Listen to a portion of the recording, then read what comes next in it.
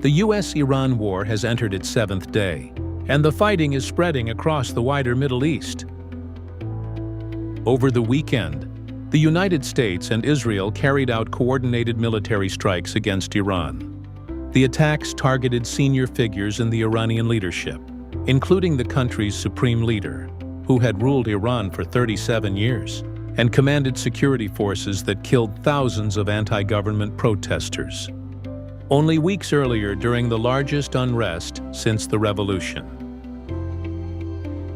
The strikes also hit many military and strategic locations across Iran. Iran responded quickly.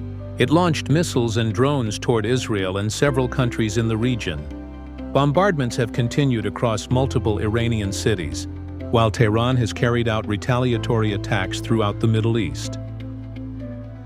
As the conflict moves into its 7th day, casualties are rising, and there is no clear sign that the fighting will stop soon. For weeks before the strikes, there were clear signals that Washington might attack Iran. Massive protests erupted on December 28th over economic hardship and rising prices in Iran. Demonstrations spread through major cities, including Tehran. The government responded by shutting down the internet nationwide for more than 2 weeks. Reports later emerged that thousands of protesters were killed. On January 13th, President Donald Trump said help for the Iranian people was on its way. The military campaign was given different names by each country. The United States called it Operation Epic Fury, while Israel referred to its role as Operation Roaring Lion. According to officials, the goal was to destroy Iran's top military leadership and weaken its air defense systems. The operation was again launched with clear military objectives designed to dismantle Iran's ability to project power outside of its borders, both today and in the future. First, we are targeting and eliminating Iran's ballistic missile systems to prevent them from threatening the U.S. Forces, partners, and interests in the region.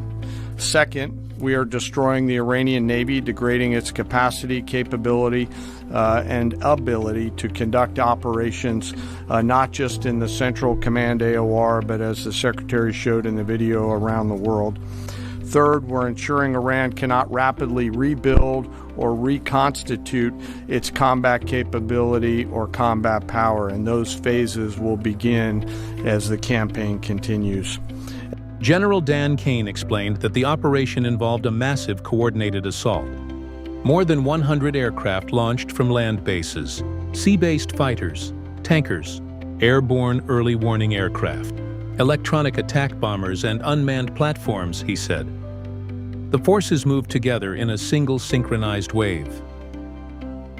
Kane said the mission was highly classified, so the military could achieve speed, surprise, and violence of action. General Kane said U.S. forces launched a coordinated campaign designed to disrupt, degrade, deny, and destroy Iran's ability to conduct and sustain combat operations. He described the attack as the result of long preparation. This marked the culmination of months, and in some cases years, of deliberate planning and refinement, he said.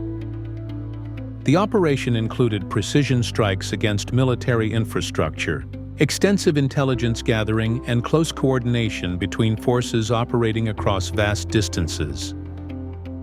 Several sites where senior Iranian officials had gathered were hit at the same time. The strikes killed key figures responsible for running Iran's military operations and governing the country. Another major objective was destroying Iran's defense systems. As the Secretary laid out, our military objectives are clear. Our mission is to protect and defend ourselves and, together with our regional partners, prevent Iran from the ability to project power outside of its borders and be ready for follow-on actions as appropriate. Across every domain, land, air, sea, cyber, the U.S. Joint Force delivered synchronized and layered effects designed to disrupt, degrade, deny, and destroy Iran's ability to conduct and sustain combat operations. More than 100 aircraft launched from land, sea, fighters, tankers, airborne early warning, electronic attack, bombers from the states, and unmanned platforms, forming a single synchronized wave. This was a daylight strike based on a trigger event conducted by the Israeli Defense Forces, enabled by the U.S. intelligence community. U.S. Defense Secretary Pete Hegseth told reporters that America is winning decisively and added that more forces are arriving. During the same briefing, he revealed that a U.S. submarine fired a torpedo that sank an Iranian warship in the Indian Ocean. Indian Ocean, and we'll play it on the screen there. An American submarine sunk an Iranian warship that thought it was safe in international waters. Instead, it was sunk by a torpedo. Quiet death. The first sinking of an enemy ship by a torpedo since World War II. Like in that war, back when we were still the War Department, we are fighting to win. Israel also carried out a large part of the offensive. Its military said about 200 fighter jets flew the largest air mission in the country's history, striking roughly 500 targets across Iran. U.S. forces joined the assault with hundreds of additional strikes, launched from land, sea, and air. One of the first weapons used was the Tomahawk land attack missile, a long-range cruise missile usually fired from ships to strike targets deep inside enemy territory. General Kane said the attack was massive in scale. This was a massive, overwhelming attack across all domains of warfare, striking more than 1,000 targets in the first 24 hours. Iran quickly launched its own counterattacks. Hundreds of drones and high-speed ballistic missiles were fired toward Israel, U.S. bases, and several Middle Eastern countries that host American forces. In the United Arab Emirates, officials reported that 3 people were killed. Authorities said hundreds of missiles were intercepted.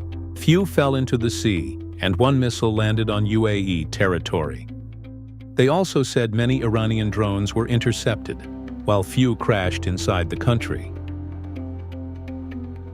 In Israel, a missile struck a bomb shelter in the town of Beit Shemesh, killing 9 people and injuring many others. Gulf countries including the UAE, Bahrain, Saudi Arabia, Oman, Qatar, and Kuwait said they were prepared to defend themselves. They warned that they would respond to the aggression if necessary. The conflict also spread to Lebanon. Iran's ally Hezbollah launched attacks on Israel, and Israel responded with airstrikes and reinforced its ground forces along the southern border. The Israel Defense Forces said they were striking Hezbollah targets across Lebanon in retaliation. At the White House, Press Secretary Caroline Leavitt defended the campaign. She said Iran's murderous terrorist leaders are paying for their crimes against America, and they are paying in blood. She added, under the leadership of President Donald J. Trump, the rogue Iranian terrorist regime is being absolutely crushed. Leavitt also said 47 years of tolerating and enabling the world's leading state sponsor of terrorism are over. Iran's murderous terrorist leaders are paying for their crimes against America, and they are paying in blood. Since 1979, the terrorist Iranian regime has actively and intentionally facilitated the killings of Americans. They chant death to America and fund other radical terrorists who attack our country and are seeking to destroy Western civilization itself. After years of endless appeasement and empty statements from politicians on both sides of the political aisle in this town, President Trump is finally the man of action. President Trump is holding these monsters accountable and permanently extinguishing their nuclear ambitions. Future generations of Americans will look to this moment as the moment where the specter of a nuclear armed Iran ended. President Trump said the joint U.S.-Israeli operation could last several weeks. We projected 4 to 5 weeks from the beginning, he said on Monday, but we have the capability to go far longer than that. Meanwhile, several European countries are preparing for a wider conflict. Britain and France said they would deploy naval and air forces to help defend against Iranian retaliation. Greece has also moved aircraft and warships to Cyprus, placing them closer to the conflict zone. That's all for now from Global Pulse Unplugged. Stay sharp, stay informed, and we'll see you next time.